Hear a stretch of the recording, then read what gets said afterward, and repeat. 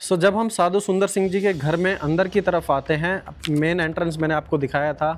अब आप यहाँ से देखिए, ये है वो मेन घर जहाँ वो जिए, उनकी पैदाइश थी। यहाँ पर वो अपने माता पिता के साथ रहते थे। 1907 में उन्होंने स्पाटू के एक कोड़ियों के अस्पताल में साधु जी ने सेवा भी करी और 1908 में उन्होंने तिब्बत में पहली यात्रा करी।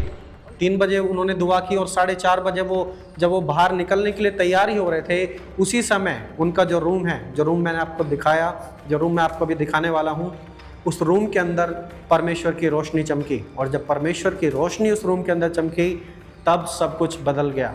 And he was never like this again.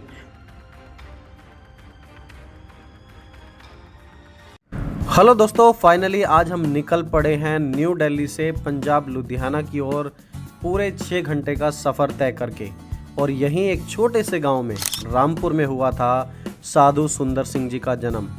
अगर आप न्यू दिल्ली से यहाँ ट्रैवल करना चाहते हैं तो मैं वीडियो के एंड में पूरा रूट आपको एक्सप्लेन कर दूंगा।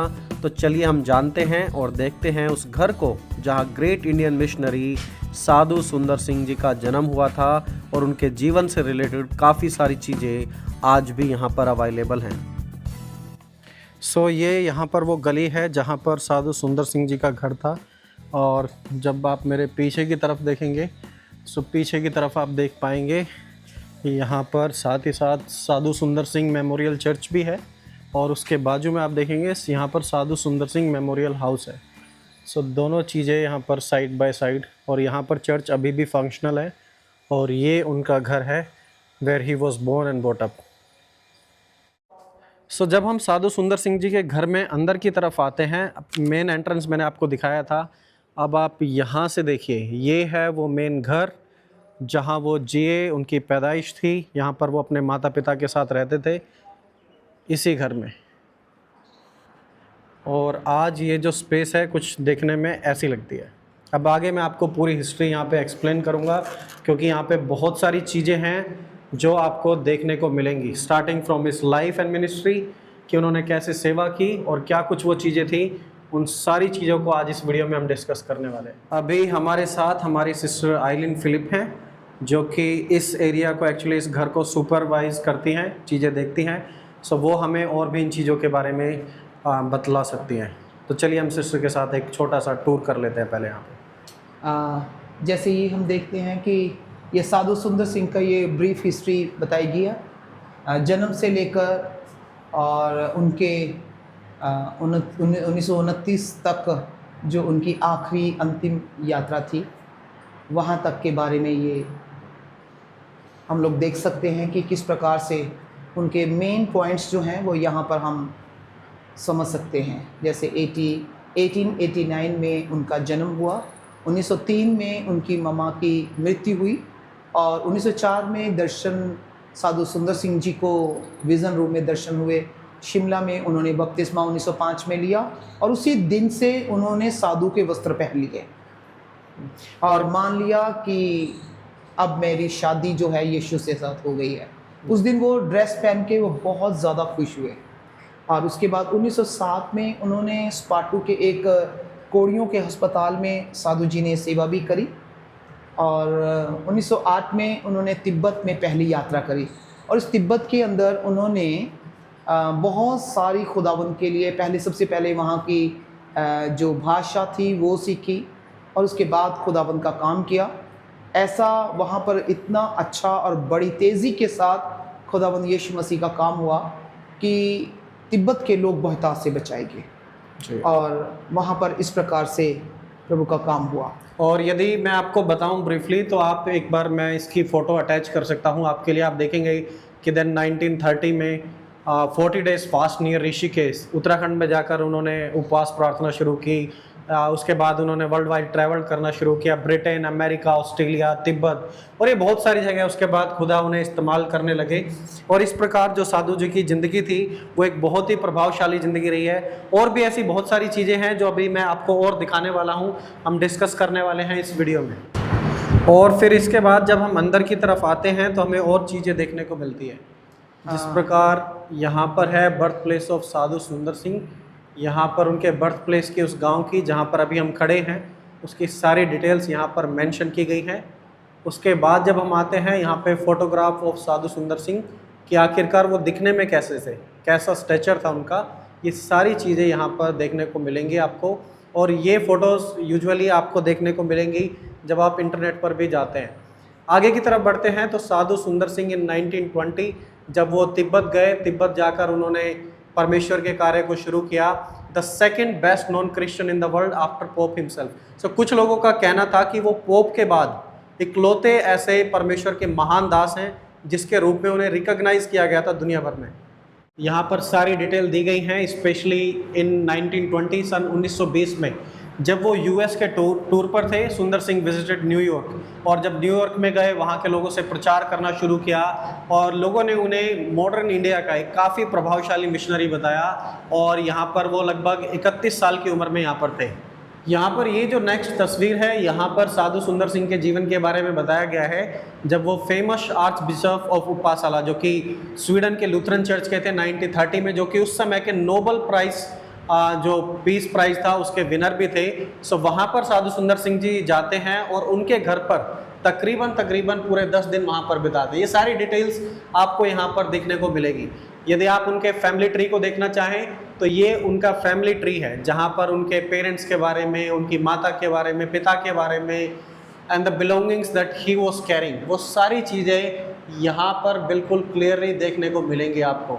और यहाँ पर पूरा एक्चुअली डिस्क्रिप्शन दिया हुआ है सारी चीज़ों के साथ। इसके बाद देखिए फोटोग्राफ्स ऑफ साधु सुंदर सिंह जी, जो कि 1889 से 1929 तक हैं। यहाँ पर उनके मिशनरी यात्रा जो उन्होंने यूरोप में की थी जब वो 32.5 साल के थे, उसके बारे में यहाँ पर सारी डिटेल्स मेंशन की गई है। सो ओवरऑल यदि देखा जाए तो साधु सुंदर Singh ji Asia, Europe, America और ऑस्ट्रेलिया में भी परमेश्वर के काम के लिए प्रयोग किए गए थे। इनफैक्ट ऑस्ट्रेलिया के विक्टोरिया के एक चर्च में साधु सुंदर सिंह जी की तस्वीर को प्रेरित पतरस व यशाया नबी के साथ लगाया गया है, जो अपने आप में इस बात को दर्शाता है कि वो प्रभु के कितने सम्मानित दास थे। यहाँ पर आपको साधु जी के घर के बर्तन, लकड़ी, चूल्हा जो कि उस समय यूज़ किया जाता था, साथ ही साथ चक्की, चरखा, लालटेन, ये सारी चीज़ें आज भी देखने को मिल जाएंगी और ये सारी चीज़ें आज भी वेल प्रिजर्व्ड हैं। ये यहाँ पर उनके घर में आज भी आपको देखने को मिलेंगी। जब हम अपस्टेयर्स जाते हैं, ऊपर जाने के बाद हमें वह कमरा मिलता है जहाँ साधु जी को वह दर्शन आया था, जहाँ यीशु मसीह ने उन्हें दर्शन दिया था। रूम के अंदर सामने डिस्क्रिप्शन आपको देखने का मिलेगा, वही रूम जहाँ पर प्रभु यीशु की रोशनी देखने के बाद उनका जीवन हमेशा के लिए बदल गया था। साथ ही साथ यहाँ पर हमें वो इनक्रेडिबल तस्वीरें देखने को मिलती हैं जो इंटरनेट पर शायद ही आपको ना मिले, जैसे कि साधु सुंदर सिंह चैपल जो कि हिमाचल प्रदेश में है, वो केव गुफा जहाँ साधु जी बैठकर प्रार्थना किया करते थे, और लुधियाना में उनका वो स्कूल जहाँ पर वो बचपन उन्होंने अपना बिताया, पढ़ाई लिखाई की थी अपनी।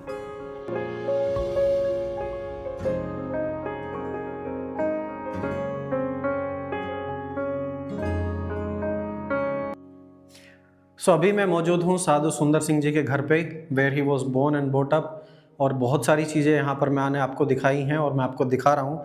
लेकिन मीनवाइल मैं उनकी बायोग्राफी के बारे में भी थोड़ा विस्तार से बात करना चाहता हूँ कि आखिरकार उनके जीवन में हुआ क्या था। साधु सुंदर सिंह का जो जन्म था वो 3 सितंबर 1889 में पंजाब के रामपुर में हुआ था, जो कि लुधियाना के पास है। एक अच्छी वेल्दी फैमिली थी जहाँ पर सभी चीज़ें ठीक चल रही थी। साधु सुंदर सिंह जी की माँ ने उन्हें बचपन से ही भगवत गीता के पाठ पढ़ना, साधु संतों का सम्मान करना और उन्हें चैरिटी करना, दूसरों पर दयालु बनना, ये सारी चीज़ें उन्हें बचपन से ही सिखाई गई थी। लेकिन जब साधु सुंदर सिंह जी जवान हो रहे थे, आगे बढ़ रहे थे, तो उन्हें अपने स्कूल टाइम से ही, वो एक क्रिश्चियन स्कूल में पढ़ रहे थे और उसी टाइम से उन्हें क्रिश्चियनिटी को लेकर काफ़ी नफ़रत उनके मन में क्रिश्चियनिटी को लेकर फील होने लगी। वो कई बार जो प्रचारक होते थे, प्रचारकों पर अपने दोस्तों के साथ मिलकर पथराव करते थे, ऐसी बहुत सारी बातें थी। और एक बार तो उन्होंने बाइबल तक को भी जला दिया था। लेकिन जब ये सारी चीज़ें हो रही थी तो 14 साल की उम्र में उनकी जो माताजी थी, उनकी माताजी का देहांत हो गया और उसके कुछ समय बाद उनके भाई का भी देहांत हो गया। अब नॉर्मल सी बात है कि जब कोई व्यक्ति इस दुनिया में बैक टू बैक सेटबैक्स देखेगा, परेशानियाँ आएंगी, तो वो व्यक्ति ज़रूर सोचता है। जब उनके साथ ऐसा हुआ तो वो भी बहुत ज़्यादा टूट गए और वो सोचने लगे कि आखिरकार जो कर्म हैं हमने तो अच्छे कर्म किए हैं, हमने तो बुरे कर्म किए ही नहीं। अगर यदि हमने अच्छे कर्म किए हैं तो ऐसी सारी चीज़ें हमारे साथ क्यों हो रही हैं? ये उनके मन में एक बहुत बड़ा सवाल था, क्योंकि जैसे मैंने आपको पहले बताया था कि उनकी माता जी उन्हें बचपन से ही भगवत गीता के पाठ पढ़ाया करती थी। और यहाँ पर वो सारी तस्वीरें हैं साधु सुंदर सिंह जी के जीवन से रिलेटेड। जब उनकी माता जी का देहांत हो गया, उसके बाद उनके भाई चले गए, तो वो जब बहुत ज़्यादा टूट गए, उन्होंने कर्म की बात समझ नहीं आ रही थी। कर्म हमने बुरे नहीं किए हैं, लेकिन ये बुराई हमें क्यों मिल रही है? जब उन्हें कोई जवाब नहीं मिले, किसी ईश्वर ने, किसी देवी देवता ने उन्हें कोई जवाब नहीं दिए, सो वन डे ही डिसाइडेड कि मैं अपनी ज़िंदगी अपने हाथों में ले लेता हूँ, आई विल कमिट सुसाइड, और ये दुनिया मेरे रहने लायक नहीं है। और वो सुबह उठे, सुबह उठ के उन्होंने दुआ की, और दुआ करने के बाद उन्होंने एक लेटर लिखा कि मैं ऐसे ऐसे लुधियाना एक्सप्रेस के नीचे, जो कि इस घर से ज़्यादा दूर नहीं, सिर्फ 3 किलोमीटर की दूरी पर है, उस स्टेशन पर मैं जाऊंगा, और वहाँ से जो ट्रेन गुजरती है उस ट्रेन के द्वारा उस एक्सीडेंट में मैं अपनी जान दे दूंगा। वो 4:30 बजे, 3 बजे उन्होंने दुआ की, और 4:30 बजे जब वो बाहर निकलने के लिए तैयार ही हो रहे थे, उसी समय उनका जो रूम है, जो रूम मैंने आपको दिखाया, जो रूम मैं आपको अभी दिखाने वाला हूँ, उस रूम के अंदर परमेश्वर की रोशनी चमकी। और जब परमेश्वर की रोशनी उस रूम के अंदर चमकी, तब सब कुछ बदल गया। And he was never like this again. और वहाँ पर यीशु मसीह उनके सामने प्रकट होते हैं। पहले इनिशियली वो सोचते हैं कि शायद कोई देवी देवता मुझसे बात करने के लिए, मुझे बचाने के लिए आए होंगे, लेकिन ऐसा बिल्कुल भी नहीं था। साधु सुंदर सिंह ने जो वचन सुने, उसमें प्रभु यीशु मसीह कहते हैं कि मार्ग, सच्चाई और जीवन मैं ही हूँ। और वहाँ पर यह बात बिल्कुल क्लियर थी कि जिन्होंने उन्हें दर्शन दिया वो प्रभु यीशु मसीह थे। जब साधु सुंदर सिंह जी ने वो दर्शन देखा, दर्शन के बाद वो बड़े एक्साइटेड थे, और वो अपने पिता के पास गए, और उन्होंने आकर अपने पिता को बताया कि पिताजी, मैंने एक दर्शन देखा है। तो उनके पिता ने उनकी बात पर विश्वास नहीं किया, और कुछ समय के बाद उन्हें घर से निकाल भी दिया गया, जब वो अपने विश्वास के प्रति ज़्यादा स्ट्रॉन्ग होने लगे। जब उन्हें घर से निकाल दिया गया तो वो बाहर जाते और वो पैदल चलते और काफ़ी लंबी लंबी यात्रा करते थे। जब वो लंबी लंबी यात्रा करते तो कई बार उनके पाँव से खून भी आ जाते थे, लेकिन फिर भी वो बिल्कुल रुके नहीं, थके नहीं। वो तिब्बत जाते, he was travelling to Japan and then Ceylon, जो कि उस टाइम पे श्रीलंका के नाम से जाना जाता था। ऋषिकेश में जाकर वो फास्ट करने लगे। वो अपने विश्वास को लेकर पूरी तरीके से समर्पित थे। और ये जो पूरा म्यूजियम है, ये उन्हीं सारी चीज़ों के बारे में दिखलाता है, दर्शाता है कि आखिरकार साधु सुंदर सिंह जी की ज़िंदगी कैसी थी। और स्टोरी सिर्फ यहाँ पर ख़त्म नहीं होती, कुछ बड़े ऐसे चमत्कार भी परमेश्वर ने उनकी ज़िंदगी में किए थे। जैसे कि एक सबसे बड़ा चमत्कार था, एक बार उनकी भाभी ने उनके खाने में जहर मिला दिया था। वो चाहती थी कि साधु सुंदर सिंह, क्योंकि अब वो अपने धर्म से हट गए हैं, दूसरी जगह चले गए हैं, तो क्यों ना उन्हें मार दिया जाए। लेकिन जब वो बीमार फील करते हैं, हॉस्पिटल में उन्हें ट्रीटमेंट नहीं मिला, then he cried out to the Lord. उन्होंने परमेश्वर की दुहाई दी, और परमेश्वर ने सिर्फ उन्हें छुआ ही नहीं, परमेश्वर ने उन्हें पूर्ण रूप से छूकर चंगा किया, और उन्हें एक नई जिंदगी परमेश्वर ने बख्श दी। और फिर आगे दोबारा वो परमेश्वर के काम को लगातार करने लगे। साधु सुंदर सिंह जी की एक अप्रोच जो उन्हें बाकी सब पहले के मिशनरियों से अलग बनाती है, वो है कि जब वो विश्वास में आए, उन्होंने परमेश्वर की सेवा को शुरू किया, तो उन्होंने बाकी मिशनरीज की तरह सूट बूट नहीं, लेकिन उन्होंने वही सैफरन कपड़े डालने शुरू किए जिसे इंडियन लोग ज़्यादा समझते थे। और जैसा कि आप यहाँ पर देखेंगे भी, यहाँ पे जो मॉडल उनका तैयार किया गया है वो इसी चीज़ को दर्शाता है। और उसके पीछे वहाँ पर एक कोट भी है कि हम भारतीय एक सिद्धांत नहीं चाहते हैं, यहाँ तक कि एक धार्मिक सिद्धांत भी नहीं, हमारे पास उस तरह की पर्याप्त चीज़ें हैं, हम सिद्धांतों से थक गए हैं, हमें जीवित मसीह की आवश्यकता है। ये बात साधु सुंदर सिंह जी ने कही थी, और फिर वो अपने जीवन को इसी तरीके से एक साधु के भेष में रखकर चलने लगे। कुछ और भी मुख्य बातें थी, जैसे कि जब साधु सुंदर सिंह जी अपने घर से निकाले गए थे तो उनके पास सिर्फ एक ब्लैंकेट था और एक न्यू टेस्टमेंट थी।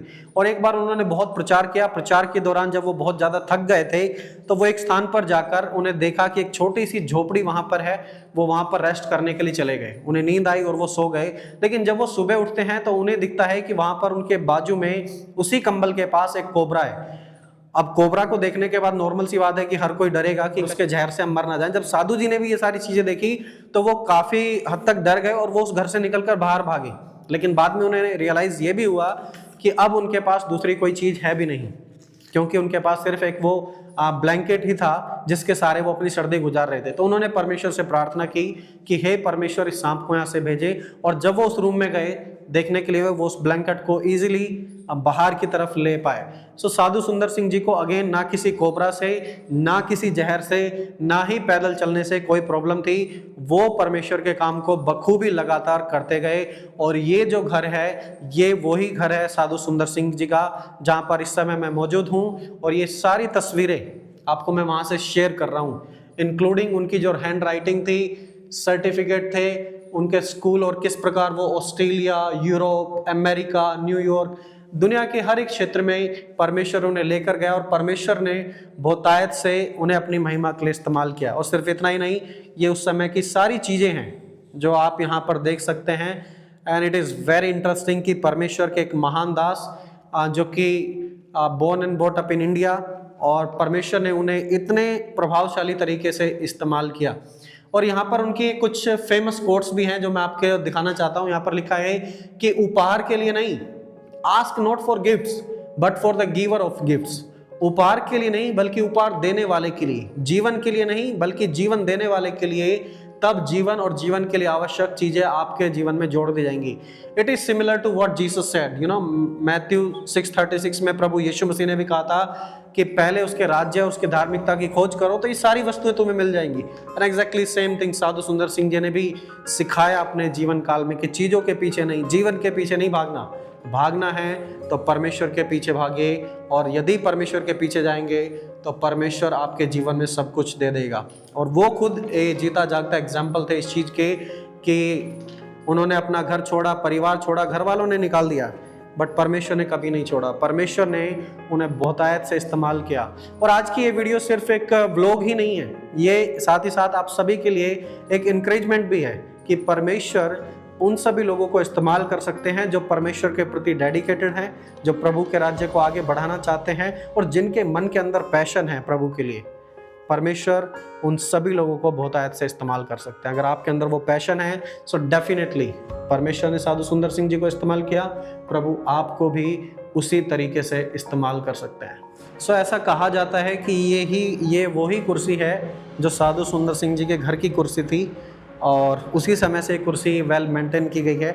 और यहीं से मैं आपको बता दूं कि साधु सुंदर सिंह जी की जो मृत्यु थी वो सन 1929 में हुई थी। उस समय उनकी उम्र तकरीबन 39 से 40 साल की थी। और उस समय वो हिमालयस में थे, हिमालयस में जा रहे थे, प्रार्थना कर रहे थे, तिब्बत में जाकर परमेश्वर के वचन को सुना रहे थे। और ये बात बिल्कुल क्लियर नहीं है कि आखिरकार उनकी मृत्यु कैसे हुई, लेकिन 39 से 40 साल की उम्र के बाद वो अचानक से गायब हो गए। इसलिए बहुत से जो लोग हैं उनका ये भी कहना है कि वो प्रभु में जीवित उठा लिए गए थे, या फिर कुछ इतिहासकारों का, कुछ जो बायोग्राफीज लिखते हैं उनका कहना है कि वो हिमालयस में शायद बीमार पड़ गए होंगे और हिमालयस में से उनकी बॉडी को रिकवर करना काफ़ी मुश्किल था। इसलिए उनके जीवन के बारे में ज़्यादा कुछ चीज़ें अवेलेबल नहीं हैं। लेकिन सन 18 अप्रैल 1929 में उनकी जो फाइनल मिशनरी जर्नी थी उसकी वो तारीख तय कर दी गई थी कि जब साधु जी दुनिया से चले गए हैं, प्रभु के पास, प्रभु में सो गए हैं। So overall a very interesting life, परमेश्वर से बहुत ही ज़्यादा पैशनेट, परमेश्वर के प्रति, परमेश्वर के काम के प्रति। अगर आपको मौका मिलता है you can come to this place and this is going to be a wonderful experience. Thank you so much. So मैंने आपको साधु सुंदर सिंह जी के घर की सारी चीज़ें दिखाई, विज़न रूम, उनकी लाइफ, उनकी मिनिस्ट्री, उनके जीवन में क्या क्या चैलेंजेस थे, ये सारी चीज़ें आपको एक्सप्लेन की। अब यदि आप यहाँ पर आना चाहते हैं, इस स्थान को देखना चाहते हैं, इस घर में वो फर्स्ट हैंड पर्सनल एक्सपीरियंस आप भी चाहते हैं कि आप भी आएँ और देखें, तो मैं आपको वो सारी चीज़ें भी एक्सप्लेन कर सकता हूँ। फॉर एग्जांपल यदि आप दिल्ली से आ रहे हैं, सो दिल्ली से आप लुधियाना आइए। लुधियाना ट्रेन स्टेशन से आप जलंधर चौक के लिए आ सकते हैं, और जलंधर चौक से आप कोई भी बस ले सकते हैं जो कि दोराहा करके कोई स्थान है वहाँ के लिए। दोराहा में जब आप आएंगे सो वहाँ से आप रामपुर के लिए एक ऑटो ले लीजिए, और वहाँ पे रामपुर आने के बाद आपको बोर्ड, साइन बोर्ड लगे हुए दिख जाएंगे, साधु सुंदर सिंह मेमोरियल हाउस, और इजीली आप गूगल से नेविगेट कर सकते हैं, इन सब चीज़ों का पता लगा सकते हैं। यदि आपको साधु सुंदर सिंह जी की बायोग्राफी चाहिए हिंदी में, इंग्लिश में, जो सारी चीज़ें मैंने आपको एक्सप्लेन की हैं अपने पर्सनल नोट से, अगर आपको वो भी चाहिए तो वो भी मैं आपको ईजिली दे सकता हूँ। आपको करना क्या है, आप हमारे व्हाट्सअप ग्रुप पर, जो व्हाट्सअप चैनल है उसके ऊपर आप ज्वाइन कीजिए, और वहाँ पर ये सारे डॉक्यूमेंट्स मैं आप सभी के लिए शेयर कर दूँगा, और आप उन चीज़ों को, उस बायोग्राफी को फिर आप खुद भी पढ़ने पाएंगे। सो दोस्तों, जैसे कि मैंने आपको ये स्थान दिखाया, यदि आप चाहते हैं कि फ्यूचर में हम और भी ऐसी हिस्टोरिकल चीज़ों को कवर करें और भी ऐसे हिस्टोरिकल प्लेसेस को दिखाएं। So do let me know. और मेरी कोशिश ये होगी कि मैं आपको ऑल ओवर इंडिया जितने भी ऐसे और भी स्थान हैं उन सभी स्थानों को दिखाऊं, ताकि हम मसीहत के बारे में, प्रभु के दासों के बारे में और भी ज़्यादा विस्तार से जानने पाएँ। प्रभु सभी को आशीष दे। सभी को जय मसीह।